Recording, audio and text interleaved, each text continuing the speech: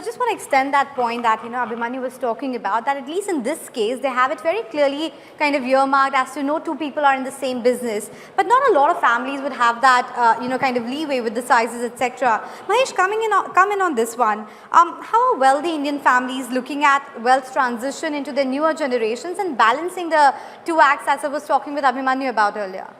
Yeah, so I think that's such an important sort of topic today, especially in a world where you're seeing or we are expecting a transition of around $80 trillion from one generation to another generation in the next 20 years, right? And then you see some of the iconic families around the world, but even in India, right? You see, for example, the Munjal family, right? We're all, it shows that this is such an important issue. And then for a family, the idea is, what are the structures and strategies that you put in place to allow for this transition seamlessly?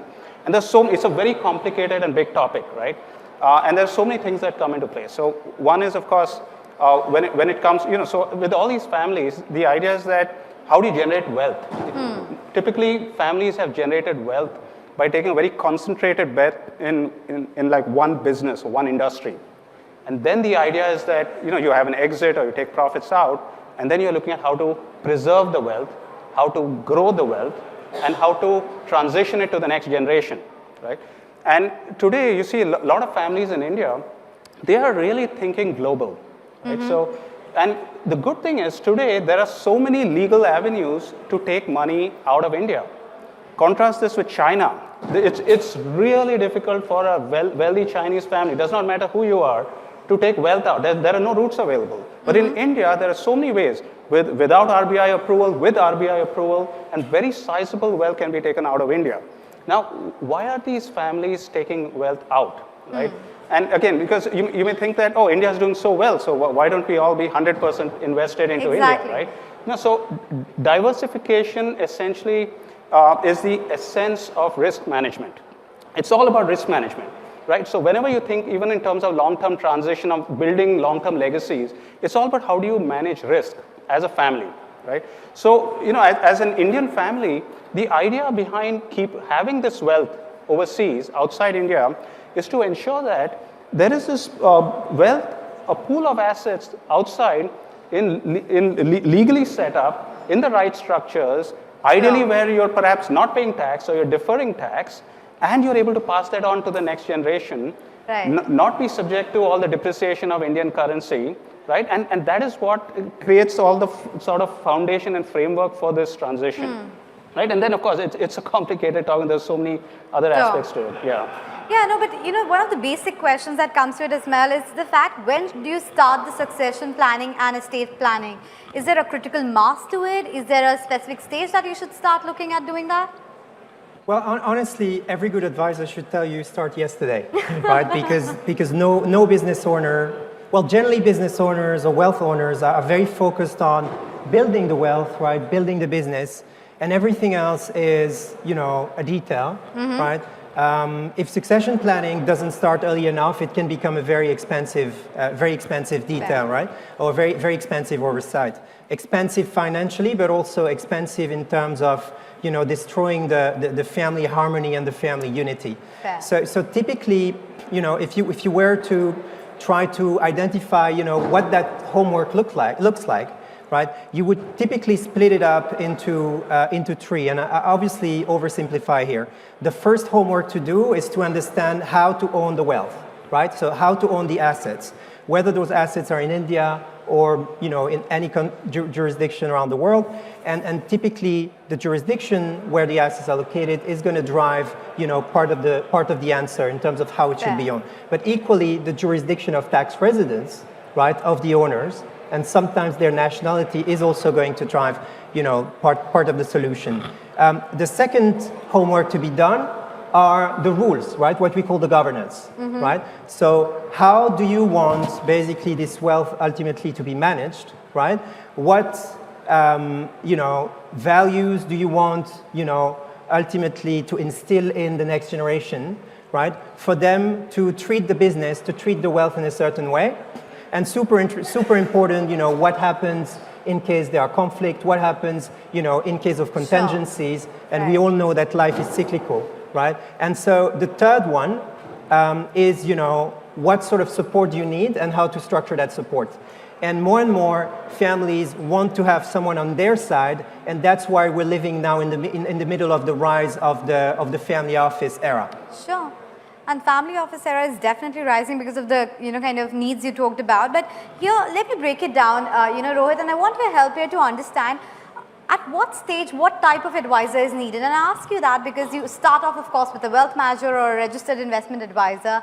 When do you move to, let's say, a multi-family office or a single family office? I know there's a science to it or a earmark number, but what's the advice you can give there? Well, that's a very good question, Anisha, that you asked. So India, I presume you asked this in the context of India. So India wealth is still growing. It's going through a massive wealth creation phase. So different stages is, when your wealth is, in the Indian context is about 100 crores, which is roughly about $10 to $12 million. Up to that, I think engaging with individual wealth managers is okay.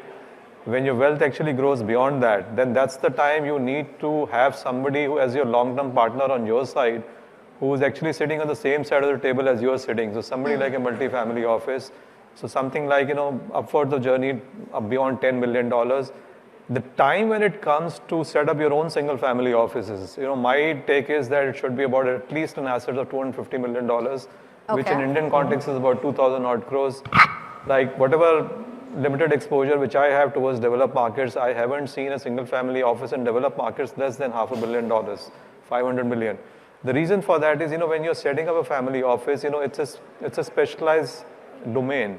First of all, you need a chief investment officer. Yes. Right? And with that scale of wealth, you'll need a CIO with at least 20 years of experience and not less than that. I would prefer 25. Now, this CIO will then also come with his asset class specialist, somebody who needs to specialize in private markets, somebody who specializes in public markets because the amount involved is large enough. Then you need a chief technology officer.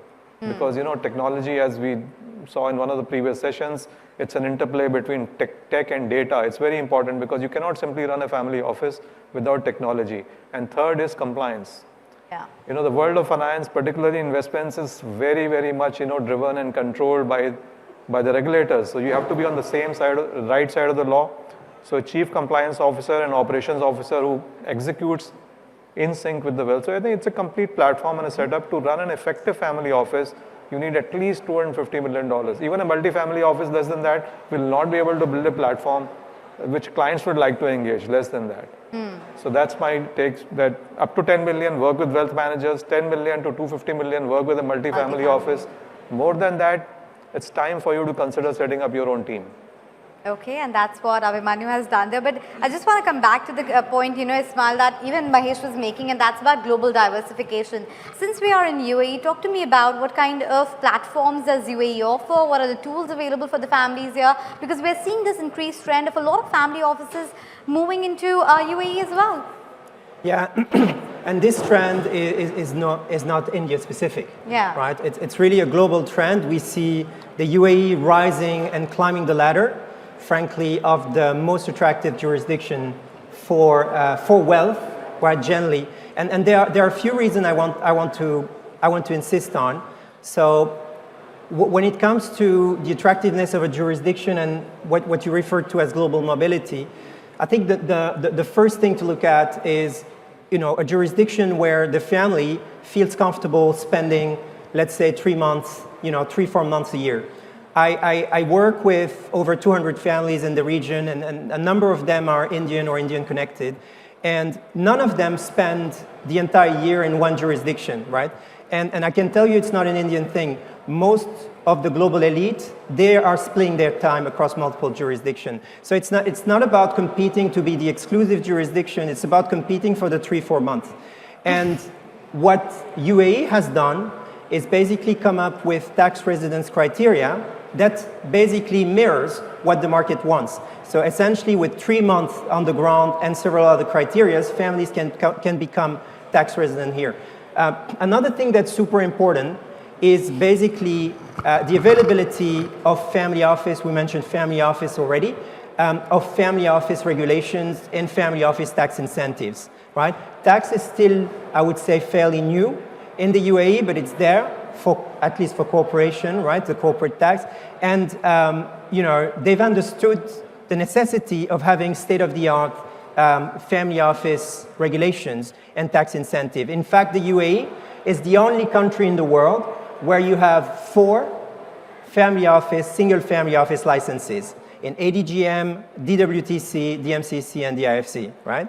So that says it all. And then lastly, you need to have the structures, right? And the structures, I don't mean family office, which is the support center for the family, but I mean the legal and tax structure to actually own the wealth, right? Be it the wealth in the region, the wealth in India, the wealth, in the rest of the world. And we see very much diversification in those structures, meaning that families don't feel comfortable locating all those structures in one spot. But we see now more and more UAE competing with, I would say, legacy financial centers to take, I would say, a decent market share in the new structures or new wealth ownership structures being created. Fair enough, and for a reason that is, right? Of course, increasing the market share. But I just wanted to switch gears and Rohit ask you about this and call it the feminist in me coming to the fore. But and correct me if I'm wrong, but I do feel that women do not play enough part when it comes to wealth planning. Would I be correct in saying that? Yes and no. So first of all, the very fact that you are sitting here, that's a sign that the times are changing in India. You are talking to us, you are anchoring this conversation. I think it'll change when I actually become that wealthy enough that I get to hire you. No, what I meant to say is that young women in India are the forefront of the wealth creation. You are there, you are a living example of that. Now, what I get to see in the families is that, in India, there are 2 sets of, examples which come women in families. So one, where women have gone out, educated themselves, higher education, they are now economically active. So there is the largest hospital chain in India, which is now set up by the patriarch, has got 4 daughters. They pretty much run the whole operation, and very well. It's a very respectable operation. Then I've also come across women who now lead their large families, family offices, women who are leading it. Yeah. Now, the second segment is women who are not economically active in families. These are business families, and when you're sitting with me, he comes from a large family, he'll relate with that. Now, as India is getting richer, and another trend which is growing in India is from a joint family system to a nuclearization of the family. Still, if the family wealth is owned jointly, so there is a concern amongst this segment of women that tomorrow when my part of the family member is no more around, then how do I continue to unlock wealth from the jointly held system and continue to protect my lifestyle? And I think that anxiety is being addressed by the families, progressive families, and they are integrating the thought process of these women in actually bringing them into the forefront and giving them exposure onto the financial management. So, and I see this change happening not just in Delhi, Bombay, Bangalore, but in Jaipur and Ahmedabad, which are even more jointly held in traditional thought processes. They are letting their women actually come forward and take active participation in the management of wealth. Fair, but the other change that we are witnessing is this need of not only having wealth for themselves, but creating wealth for others as well. And that's where, Mahesh, I want to come in and ask you about responsible investing because, families no longer just want to hoard their wealth. They want to make sure that they are participating in nation building and they're not just giving away money in just donations. They're looking at creating endowment funds and creating a sustainable way of doing that. How are you helping families and, guiding them to do that? Sure. So we are seeing our clients approach this in various ways, right? So on one end of the spectrum, we have some clients who have contributed billions of dollars, right, of their wealth to endowment. We have some families who have contributed literally almost 100% of the wealth for endowment, and you'll never hear about that. Because it's part of the policy, His not Excellency for Omar no one to know about. Al-Olama is going to be And right after you. Next We'll have generation to of the be families, they're completely on board closing with the concept. at The idea that 3:49. They are custodians of wealth not only I will for let you next know. generation 5 within and the 3. family, but it is for humanity. Right? So we've seen some clients take No, not yet. very strong sort of positions on that. And our role as family office has been to help them But he's always create in the time and structures. very sharp. For that, of course, working with people like Ismail Hajar and advisors around the world, and also creating investment strategies that can back that kind of an endowment. Because when you're creating such sizable endowments, you need to generate that kind of cash flows on a long-term basis. You need to, you can't be thinking short-term basis. You need to be able to ride all sorts of market cycles and ensure that you always have cash flows to meet all of these the charitable grants, right? All of the the expectations. So you have that. And at the same time, we see some other very interesting scenarios where you have family, first generation, they've created wealth in an industry which is technically polluting or something, right? And then you see the next generation, very international, very savvy, and they're looking at, okay, as a family, we have built up so much know-how in this one industry and built all these relationships. What can we do next? So now the next generation is driving a whole VCP strategy focused on disruptive innovations in the same industry and looking at technologies that are reducing emissions or the carbon footprint in that industry. Right. They're making a lot of money. It's not just pure charity. Sure. There is a huge investment thesis when it comes to sustainability. You just look at today some of the themes like EV or renewable energy. They're massive businesses, right? So much, and so you see that trend where when families start thinking the next level, right? It's of course there is always investment returns, but then there is this whole thing about impact. But also for some families, how do you sort of bring that into the institution of the family office, right? As part of the investment strategy. Some of these families, they draft these things called investment policy statements. Very elaborate documents talking about all of the constraints and processes and discipline and everything on how the family office will think about investments, so that these are things that can pass on from one generation to another. Right. So that's right. So from our experience, and again, our client base is very international. Of course, a lot of Indian clients, but we have clients all the way from the US to Japan. We see this constant theme across all of them. Right, so they're all sort of approaching this in this manner. I think the takeaway is impact investing is what everyone is looking at. But with that, we'll have to wrap up this conversation. Thanks so much, gentlemen, Thank you. for being a part of this. Thanks so much. Thank you very much.